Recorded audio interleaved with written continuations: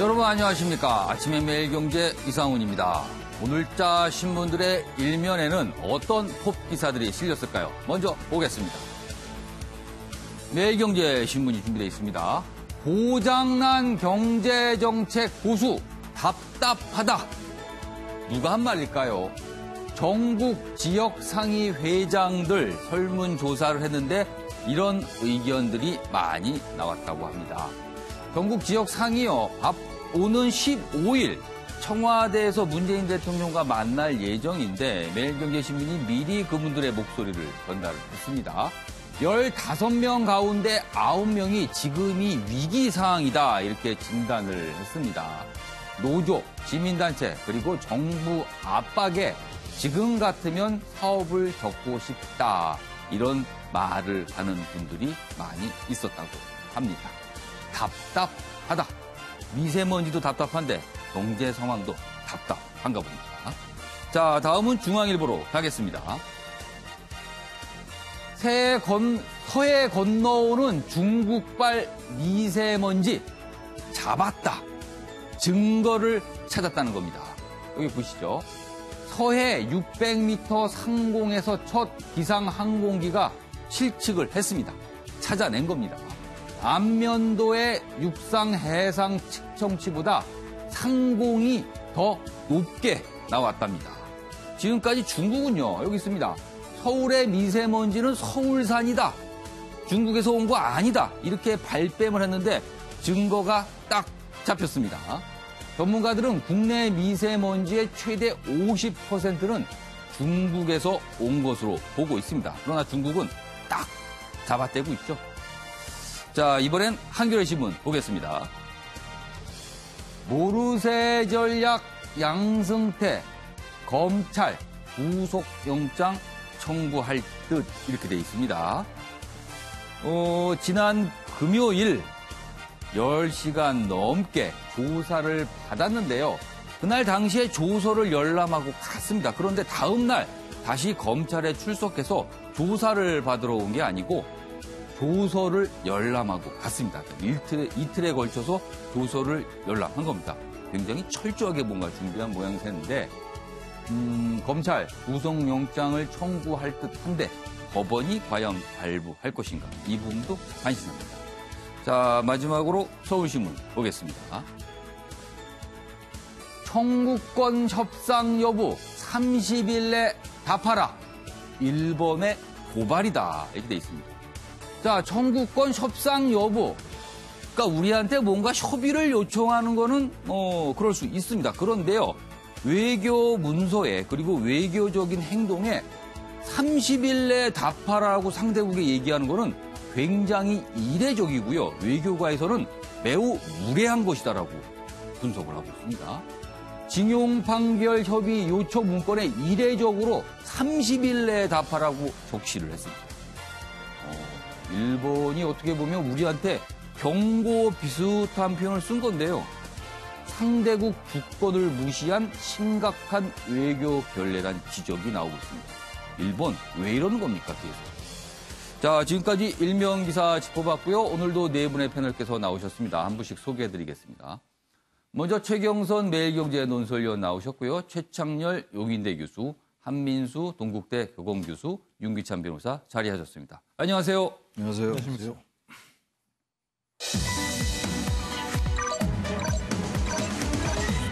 오늘 다룰 이슈들을 정리한 아침을 여는 키워드입니다. 첫 번째 키워드, 미세먼지와 중국. 이 얘기를 오늘 안 할 수가 없습니다. 황교안의 입당, 두 얼굴의 동물보호단체인가, 그리고 일본의 외교 결례. 이렇게 네 가지 키워드로 오늘 신문 내용을 준비해봤습니다. 그럼 1시간 동안의 신문 브리핑 본격적으로 출발하겠는데요. 첫 번째 주제는 미세먼지 이야기입니다. 보시죠. 동아일보입니다. 기사가 이쪽에 있습니다. 오늘도 숨이 컥. 그렇습니다. 지금 아침에 일찍 출근하셔서 혹시 직장에 도착하신 분들 숨쉬기 힘들다는 거 아마 느끼셨을 텐데요. 숨이 진짜 컥 합니다, 오늘. 마스크 꼭 쓰세요. 이렇게 돼 있습니다. 10개 시도의 미세먼지 비상저감 조치가 발령됐고요. 내용을 좀 자세히 보겠습니다.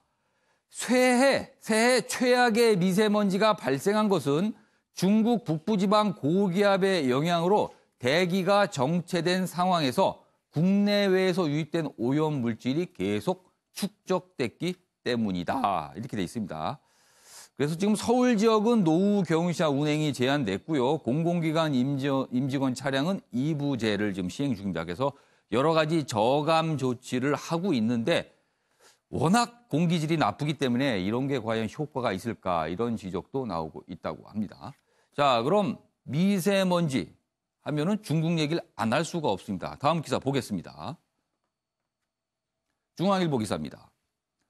베이징 아침 스모그가 짙던 날 서울 밤에는요 미세먼지가 치솟았다.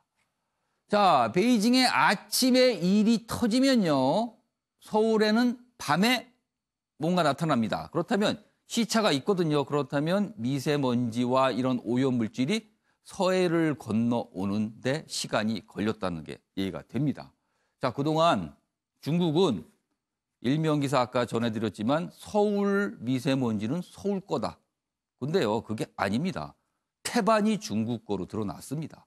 이래도 발뺌을 계속 할 수 있을지 모르겠습니다. 내용 보시면요. 국외에서 온 초미세먼지 비중, 제주는 69%나 된다고 하고요. 수도권은 56% 정도. 그러니까 절반 이상이 우리나라가 아닌 밖에서 들어온 미세먼지랍니다. 서해 중국 항구 선박 배출 먼지는 중국 측정망에 잡히지도 않는답니다. 이런 허점들이 있군요. 자, 최영선 논설위원님. 미세먼지, 글쎄요, 국내에도 분명히 미세먼지를 일으키는 이유가 있을 겁니다. 그러나 태반이 거의 절반에 가까운 먼지가 중국에서 날아오고 있거든요. 그러나 우리가 중국 보고 계속 협의를 하자고 해도 중국에는요. 서울 먼지는 서울 거다. 우리하고 상관없다. 이렇게 얘기를 합니다. 이걸 어떻게 해야 됩니까? 일단 상식적으로 판단할 수 있는 거죠. 예. 서울만 미세먼지가 있는 것이 아니라 예. 강원도 산골이라든지 예. 제주도까지 가더라도 예. 한반도 전역을 예. 미세먼지가 덮어 씌우고 있습니다. 예. 그렇다면은 서울 내부에서 무슨 뭐 경유 차량을 많이 움직여서 예. 아니면은 뭐 석탄 발전소가 예. 많아서 한반도 전역에 이런 미세먼지가 쌓였다고 보기는 힘든 거거든요. 예. 물론 서울 내에서 미세먼지를 줄이기 위해서 경유 차량을 예. 운행을 좀 줄인다든지 예. 하는 대책은 필요합니다. 예. 미세먼지 수준 자체를 좀 낮춰야 되기 때문에 예. 그런 우리 나름의 대책도 필요하지만 예. 전체적으로 보면은 중국에서 어떤 거대한 미세먼지가 날아오기 전에는 예. 한반도 전역에 이런 현상이 일어나기 힘든 거거든요. 예. 상식적으로 판단할 수 있는 이런 문제가 예. 10년, 20년 이어지고 있다면은 예. 당연히 이것을 과학적인 조사를 통해서 과학적으로 이렇게 분석을 해내야 되는 거거든요. 예. 그런데 우리나라가 계속해서 중국에 이제 어떤 그 협의를 요청을 했을 때 예. 중국은 계속해서 발을 빼고 있는 상황이거든요. 예. 앞서 이 강제징용 문제와 관련해 가지고 예. 일본이 우리 측에 굉장히 국제적인 여론 환기를 위해서 예. 압박을 가해오는 것을 소개를 하셨는데 예. 우리는 이 환경 오염 문제는 더 심각한 문제입니다. 직접적으로 지금 그 호흡기 질환을 느끼고 있는 분들은 얼마나 답답하겠습니까? 이런 문제들은 정말 계속해서 중국의 외교적으로 그다음에 국제기구를 통해서도 예. 압박을 가해서 이게 과학적으로 입증이 돼야 원인이 입증이 돼야 대책이 마련되는 거 아니겠습니까? 예. 하루빨리 여하튼 우리가 상식적으로 느낄 수 있는 것들을 과학적으로 입증을 해내서 그것을 토대로 대책을 마련해야 된다고 봅니다. 오늘 중앙일보 기사 잠깐 아까 일명 기사 소개해 드렸는데 거기 보면은 서해 상공에서 미세먼지가 건너오는 게 포착이 됐거든요. 이런 증거를 좀 차곡차곡 쌓아서 중국 쪽에 제시를 했을 때 그때는 중국이 좀 움직이겠죠. 자, 최찬원 교수님. 그러나 또 한 가지 걱정은요. 미세먼지 저감 조치를 국내에서 아무리 해봐야 절반 가까이가 외국에서 네. 들어오는데 약간 허망한 느낌이 좀 있고요. 그리고 더더군다나 중국 같은 경우 자국에서 발생하는 미세먼지에 대해서 정확하게 파악을 하고 있지 못하는 거 아니냐 이런 의심을 질 수가 없습니다. 그저 기사를 보면요 중국 선박이나 예. 이런 그 선박에서도 굉장히 오염물질이 많이 나온다고 그러고요. 예. 중국 농촌에서도 많이 나온다고 그러거든요. 그러니까 이런 것들은 중국에서도 아직 연구된 바가 없다라고 입장을 밝히고 있는 이런 상황이거든요. 예. 그러니까 지금 어쨌든 뭐 우리나라 내부에서도 물론 원인이 있습니다만 예. 우리보다는 지금 외부적 요인이 더 크다는 거란 말이죠. 그렇다면 이 부분은 중국에 대해서 우리가 요구한다고 중국이 잘 들을 것 같지 않고요. 네. 중국 내부에서도 어쨌든 예. 이런 것들에서 큰 관심도 없는 것 같아요. 어. 그래서 이 부분을 어떤 정치 외교적 문제로까지 좀 어느 정도 격상시킬 필요가 있다고 생각합니다. 어. 중국과 여러 가지 문제에 있어서 지금 여러 북미 비핵화 협상 관련해 가지고 우리가 너무 정치적인 측면 그런 어떤 핵에 관련되고 이런 것 좀 할 게 아니라 예.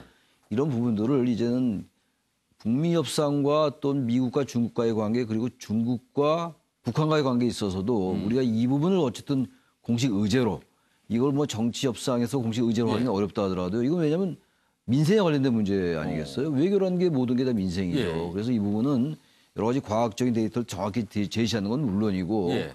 이 부분을 어쨌든 국제적인 글로벌 거버넌스의 차원까지 격상시킬 필요가 있다. 그래서 이거를 아주 공식 의제화를 자꾸 시켜 나가서 우리나라뿐만이 아니라 이건 이 동북아에 있어서의 하나의 어떤 글로벌 아젠다로 우리가 자꾸 격상을 시켜 나가야 된다고 생각합니다. 한중일 정상회의라는 게 있습니다. 뭐 열렸다 안 열렸다 하지만 그래도 주기적으로 열리는 회의입니다. 한민수 교수님. 그런 자리에서 좀 공식적으로 좀 이슈를 제기해서 뭔가 합의를 끌어내는 방법이 있을 듯도 한데 지금까지는 그게 잘 안 된 것 같아요. 우리 대통령도 하려고 하고 우리 정부도 예. 계속 그걸 요구를 하고 있죠. 예. 있는데 중국에서는 응하지 않습니다. 그리고 어. 일본 같은 경우는 도쿄만 해도 예. 우리하고 또 달라요. 공기가 되게 깨끗하지 않습니까? 그렇죠. 그리고 도쿄도 거리가 또 상당합니다. 그렇죠. 거기까지 날아가는데 예. 또 소멸도 되고 하기 때문에 한중일에 우리 입장에서는 의제를 삼으려고 여러 차례 시도를 했던 걸로 저도 알고 있습니다. 예. 안 되고 있는데 저는 이 문제가 지금 계속 앞에서 나왔습니다만은 오래된 문제고 예. 거의 뭐 결정적 저런 식으로 증거가 나와도 중국 정부에서는 움직이지 않거든요. 예. 이럴 때는 우리가 좀 밑으로부터의 여론 환기도 중요할 것 같습니다. 왜냐하면 이제 우리 국민들이 피해를 입는 거 건강상 피해 아닙니까? 예. 예전에 그 중국의 CCTV 여성 앵커가 예. 뭐 아이 문제로 예. 그 유산됐나요? 그래가지고 그 문제를 제기했다가 아. 큰 사회적 파장을 일으키고 또 뭐 좀 예. 사라졌어요. 사라졌는데 우리가 이 정도 심각하면 그 안에서 살고 있는 중국인들의 그러니까 우리가 이 정도면 중국 외부는 얼마나 더 심한 건가요? 가끔 화면들을 보면은 예. 과연 저기에서 사람이 살 수 있을 정도인가? 아. 외국 상사 주재원들은 생명수당을 받고 있지 않습니까? 아. 그 정도 심각한데 이 문제를 그래서 결국 이 건강상에 얼마나 예. 큰 위험이 있는지 예. 우리 국민들도 알아야 되고요. 예. 물론 중국 국민들도 알아야 되겠죠. 예. 이렇게 해서 그 심각한 부분들을 좀 더 부각시킨다면은 중국민 입장에서도 자기들 정부들이 아무리 뭐라고 예. 누른다고 한들 예. 뭐 자기들 건강과 생명이 걸린 문제인데 특히 이거는 아이들의 폐에 관련된 문제입니다. 예. 장기적으로 뭐 10년, 20년 예. 문제 사이에 그런 거기에도 우리가 좀 더 주안점을 두고 강조해 나가면서 우리 뭐 시민단체나 예. 건강 관련 단체들이 중국과 또 협조를 하고 예. 그런 방안도 하나 대책이 되지 않을까 싶습니다. 우리가 뭐 북한 문제에 관해서 중국에 대해서 이렇게 목소리를 못 낸다, 제대로 못 낸다 이런 지적이 있었는데 이거는 목소리 문제가 아니라 민생과 직결되기 때문에 반드시 큰 소리를 좀 내야 하지 않을까 이런 생각이 좀 듭니다.